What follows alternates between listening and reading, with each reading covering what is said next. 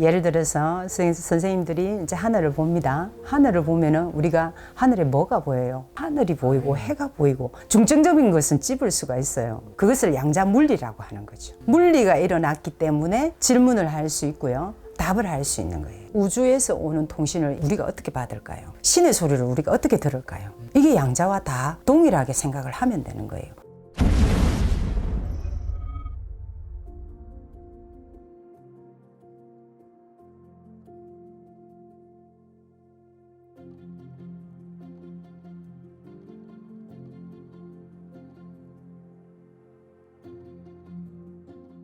안녕하세요.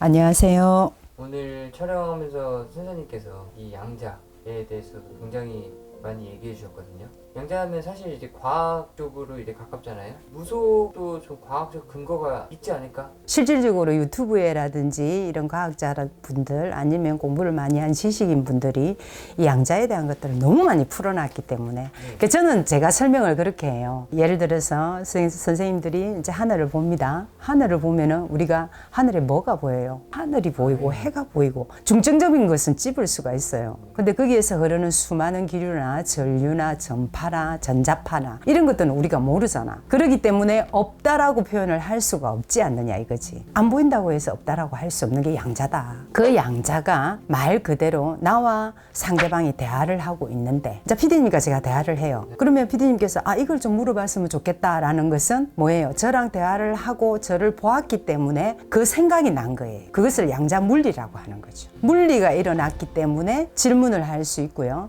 답을 할 수 있는 거예요. 자, 거기에서 저는 이렇게 말을 했는데 또 PD님께서 다시 또 여기에 더 좋은 것을 보충하면 되겠다. 그럼 한 단계 뛴 거죠. 그럼 양자역학이 되는 거라고. 저는 그렇게 설명을 드려요. 그럼 이것도 이제 무속과 관계가 있을까요? 왜 관계가 있냐 하면은요. 양자의 세계에는 귀신이 서 있을 수가 없다라는 이러한 논문들이 나오고 있어요, 지금. 그러니까 귀신이라고 표현을 할 수가 없다라는 거지. 영혼체라고, 의식이라고 표현을 하는 거죠. 전자파에 부딪힌다. 이렇게 생각을 하는 거죠. 그럼 스파크가 일어나는 것처럼. 근데 그게 또 틀린 게 아닌 게 뭐냐 하면 사람과 사람이 부딪히면 우리가 번개불이 일어난다? 미세전류가 흐르기 때문에. 맞기 때문에 스파크가 튀기도 하고 맞지 않기 때문에 스파크가 튀기도 해요. 이러한 것들이 양자에서는 우주에서 오는 통신을 우리가 어떻게 받을까요? 신의 소리를 우리가 어떻게 들을까요? 이게 양자와 다 동일하게 생각을 하면 되는 거예요.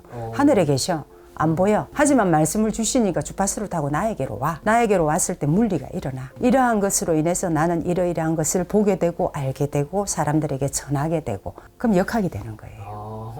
말 그대로 우리의 일은 영으로 통하는 거잖아요. 쉽게 얘기해서 나는 할 수 있다. 나는 할 수 있다. 참여합니다. 참여합니다. 이것이 한번 참여의 말로서 내뱉어서 시작을 해라라는 이유 중에 하나가 나비 효과인 거죠. 그게 우주에서는 양자의 설명을 할 수 있기 때문에 나비 효과라는 말을 할 수 있는 거죠. 양자가 참 어렵죠. 대표가 이제 양자역학에 대해서 가끔 얘기해 줄 때마다 아까 그 영혼체를 얘기해 주셨잖아요. 우리가 지금 3차원에 살고 있으면 이제 영혼체는 4차원에 살고 있다 보니까 4차원은 시공간을 왔다 갔다 자주 할 수 있고, 그래서 시공간의 과거와 현재와 미래를 왔다 갔다 할 수 있기 때문에 이렇게 주파수를 쏴주는 게 아닐까? 이게 우주의 형성체가 그러하니까요. 우주가 우리가 생각하기에는 별들이 정말 이쁠 것 같죠. 근데 제자들 중에는 유체 이탈을 하시는 분들도 많이 계시고요. 우주를 다녀오시는 분들 많아요. 궤도 밖을 벗어나지 않는 이 우주체를 다녀오시는 분들이 많습니다. 근데 그 우주체를 다녀오시는 분들 중에 저는 그랬어요. 너무 추웠고 너무 한기가 들었고 몸이 그만큼 좀 안 좋아지는 것도 느꼈어요. 왜냐하면 우주에서 받을 수 있는 영양소가 아니기 때문에.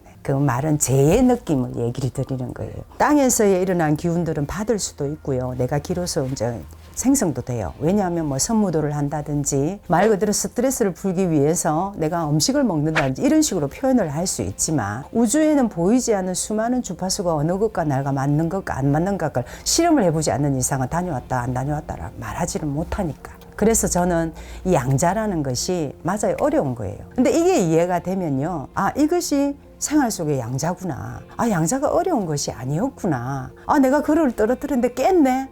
그릇을 깨서 오늘 하루 재수가 없겠구나. 이렇게 생각을 하지 말고 재수. 이런 것도 물리가 일어나는 거잖아요. 그럼 나를 바꾸는 스파크예요. 이게 진짜 무속과 연관이 있네요. 많은 연관이 있죠. 신들의 방법이 뭐냐 하면 신은 인간이 담는 그릇이라 했어요.